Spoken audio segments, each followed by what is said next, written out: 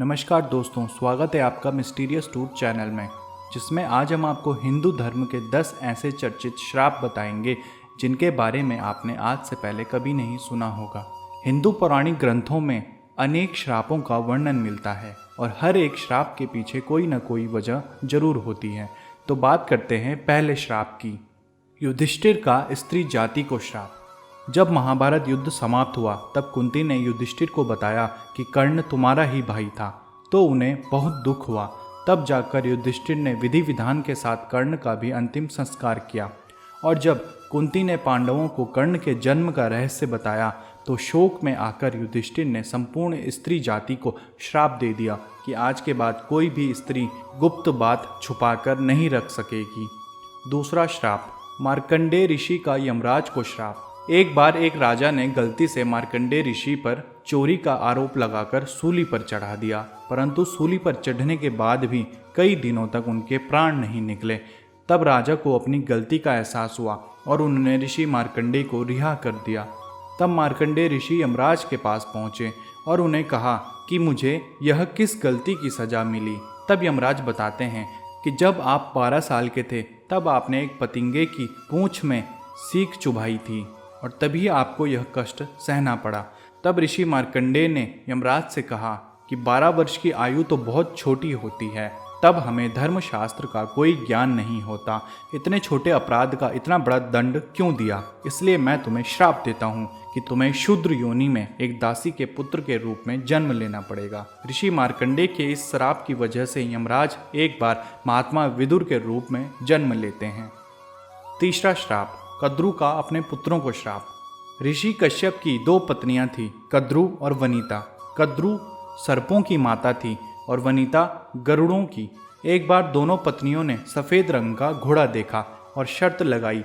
वनिता ने कहा कि यह घोड़ा पूरी तरह से सफ़ेद है और कद्रु ने कहा कि उसकी पूंछ काली है, परंतु उसकी पूंछ सफ़ेद ही थी।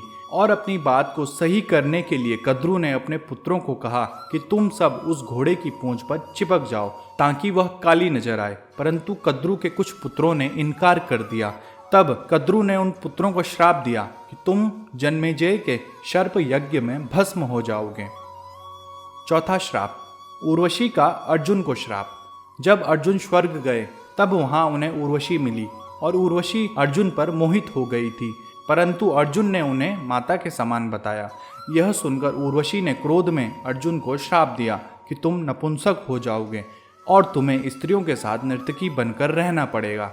और यही वजह थी अज्ञातवास के दौरान अर्जुन को एक नर्तकी भृंगलला का जीवन यापन करना पड़ा था।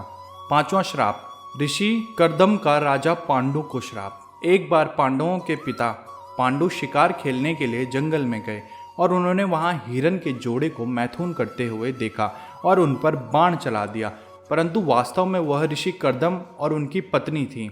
और फिर ऋषि कर्दम ने राजा पांडु को श्राप दिया कि जब भी तुम किसी स्त्री के साथ मिलन करोगे उसी समय तुम्हारी मृत्यु हो जाएगी। और इसी वजह से जब पांडु अपनी पत्नी माद्री के साथ मिलन कर रहे थे तो उसी वक्त उनकी मृत्यु हो गई थी। छठवां श्राप, नंदी का रावण को श्राप। एक बार रावण भोलेनाथ से मिलने कैलाश गए थे और वहां उन्होंने नंदी को देखकर हंसी उड़ाई थी कि तुम्हारा मुंह तो बंदर के समान दिखता है। तब नंदी ने रावण को श्राप दिया था कि बंदरों के कारण ही तुम्हारा अंत होगा। सातवां श्राप, तुलसी का भगवान विष्णु को श्राप। शंखचूर्ण नाम का एक राक्षस था, उसकी पत्नी तुलसी थी।